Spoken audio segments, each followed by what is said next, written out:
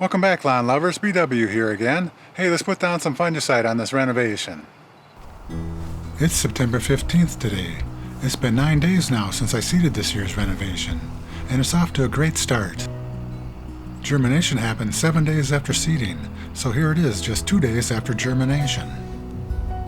It's doing very well, but this is nothing out of the ordinary. You can expect similar results.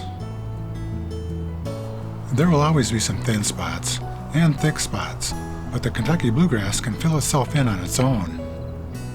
My renovation last year didn't do nearly as well as this, but even that renovation filled in on its own. Now I have warm and wet weather in the forecast, so I want to protect my seedlings with some fungicide. I decided to use Heritage G for this application because it prevents Pythium Blight, brown patch, and melting out. And because the label states that it's safe for seeding new grass. Some fungicides aren't safe for seeding, so be sure to read and follow all of the directions on the label of any fungicide that you decide to use. It would be nice if this fungicide prevented dollar spot too, but it just doesn't. Scotts DiseaseEx has the same active ingredient, and it might be a little less expensive.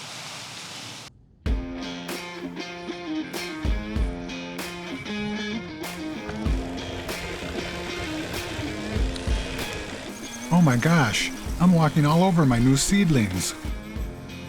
Don't worry about the new grass. It's much stronger than we think it is. I walk over it all the time moving sprinklers, and I've never noticed any damage. I've even driven over them many times with my 900-pound mower without any problems. If it makes you more comfortable, you can minimize damage by only walking on it before you water, when the soil is still nice and firm. And of course you can walk gently by not twisting your feet or scuffing the soil surface. I made a video on this subject titled, "Will Walking on Grass Seedlings Damage Them?" Check it out.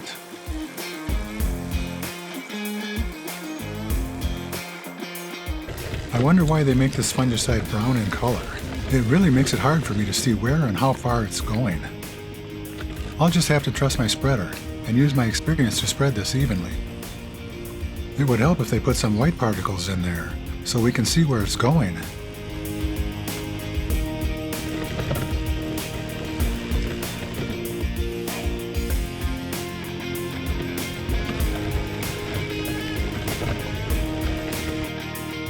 Fungicide works best as a preventative, and you can typically get by with using less of the product that way.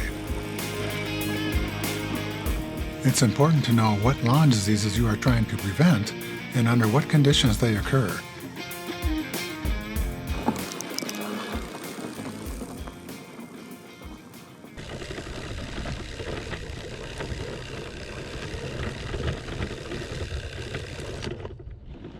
The application rate for a home lawn is 2 to 4 pounds of fungicide per 1,000 square feet and will prevent some fungal diseases for up to 28 days and most disease for 14 days.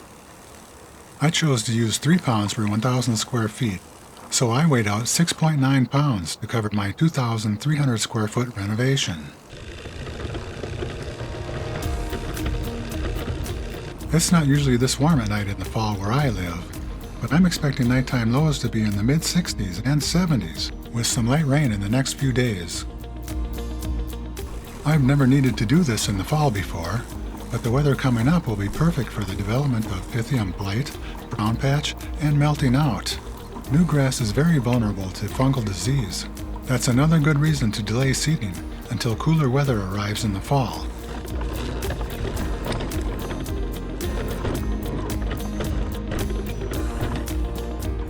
As a follow-up, this fungicide application worked very well, and now I wish I'd also applied some to the rest of my lawn, because it was hit with brown patch, and my seedlings weren't.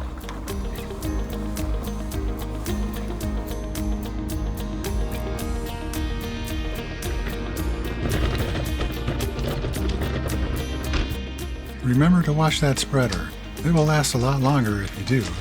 And don't forget to like this video, and then hit the subscribe button and ring the bell next to it so you don't miss the next video. Now get out there and enjoy your lawn. You can do it.